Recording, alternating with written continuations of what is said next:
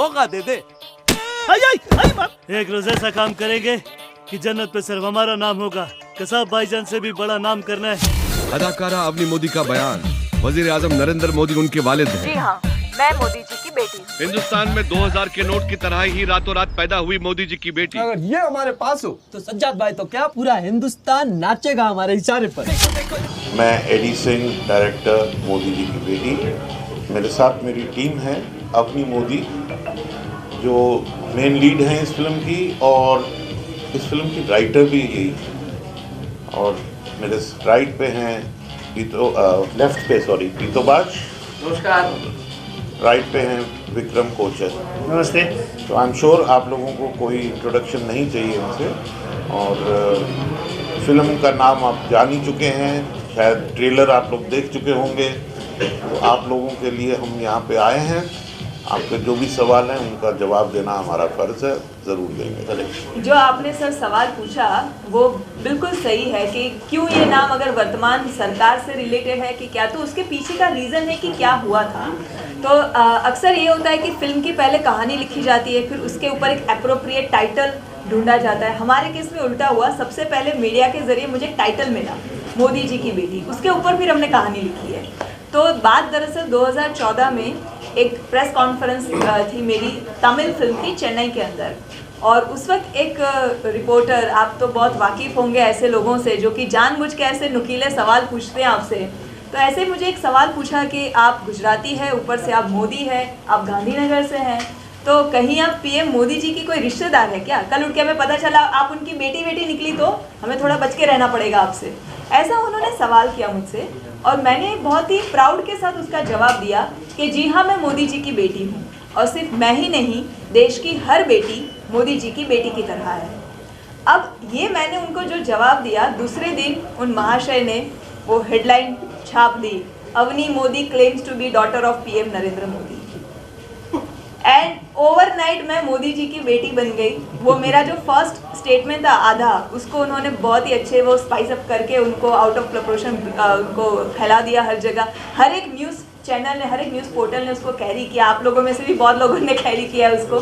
तो इस तरह मैं कंटिन्यूसली मेरे नाम के साथ मोदी जी की बेटी शब्द जुड़ गया।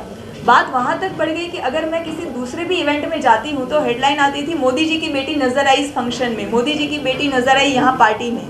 तो ये चलता रहा मेरे साथ। तो मीडिया ने मुझे मोदी जी की बेटी बना दिया, और ये जो फिल्म की कहानी है वो इसी घटना से आगे बढ़ती है कि अगर एक लड़की रातों रात प्रधानमंत्री जी के साथ जस्ट बिकॉज उसका सरनेम मिलता है, उसकी वजह से फेमस हो जाती है मीडिया की देन से, फिर क्या होता है उसकी ज़िंदगी में। और पाकिस्तान में अगर कोई असर होता क्या है, बहुत कम लोग हैं जो मीडिया में गॉसिप और न्यूज़ दोनों परोसा जाता है, उसके बीच का फ़र्क नहीं समझते कुछ लोग जो छोटे शहरों से होते हैं या जो मासूम लोग होते हैं। तो मीडिया का जो भी कहा है उनके लिए सच है, उनको लगता है टीवी पे आई है बात वो सच है, न्यूज़पेपर में छपा है तो वो सच है, उनको गॉसिप और न्यूज़ का फ़र्क नहीं पता होता है। तो अगर ऐसे लोग इस गॉसिप को सच मान ले, इस अफवाह को सच मान ले, तो क्या होता है, ये हमारी फिल्म की कहानी है। एंड दैट्स वाई ये पूरा जो फिल्म के अंदर जो चक्कर है, ये जो कन्फ्यूजन है, वो सिर्फ नाम को लेके है, इसीलिए फिल्म का नाम मोदी जी की बेटी है।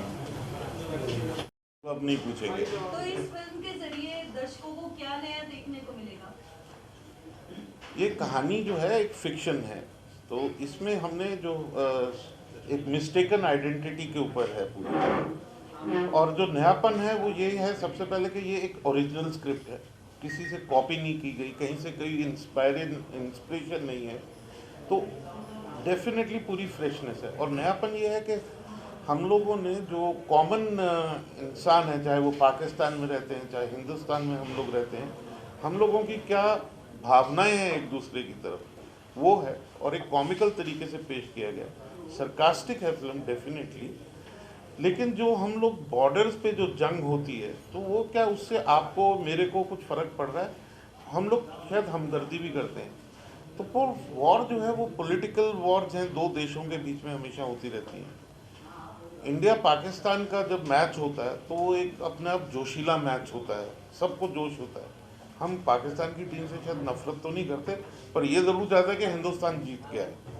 तो इस कहानी में जो चीज़ है वो ये है कि हम लोग पाकिस्तान में जाके एक मैच खेल के आ रहे हैं, और वो मैच का जो कप्तान है वो ये बैठी हैं यहाँ पे।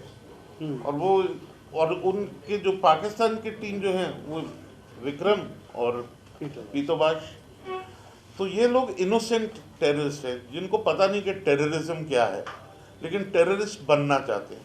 क्यों बनना चाहते हैं? क्योंकि कसाब ने कभी कुछ बहुत बड़ा किया था। अब उसके ऊपर कहानी नहीं बता रहा हूँ, चिंता मत करो। जो गलत रास्ते पे भटक जाते हैं लोग, ये उनकी कहानी है। और उनको वो कैसे जो है एक सही तरीके से, हार्मनी के तरीके से उनको एक मैसेज मिलता है, and how they come on the right track. एक और छोटी चीज़ है मैम, हम इस फिल्म में प्यार की बात कर रहे हैं, पर लड़का लड़की के प्यार के बियॉन्ड जो प्यार एग्जिस्ट करता है ना दुनिया में, हम उसके बियॉन्ड बात कर रहे हैं। तो एक कन्वेंशनल लव स्टोरी जैसा जो आपको हमेशा मिलती है फिल्मों में कि एक हीरो होगा एक हीरोइन होगी, वो नहीं है। वो नहीं है इस फिल्म में। कहीं आपको रोमांस, पेड़ के पीछे नाच गाना, ये सब नहीं है। वो सब नहीं है।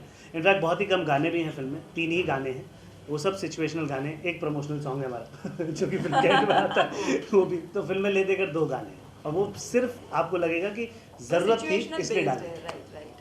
पर फिल्म के अंदर फुल ऑन एंटरटेनमेंट है, जिसके लिए हमने फिल्म बनाई है, और आपको हंस हंस के लोटपोट हो जाओगे, उस बात की गारंटी है। अभी इस सुना है मोदी जी पहले चाय बेचते थे, हैं? हमें कब पिला रहे हैं?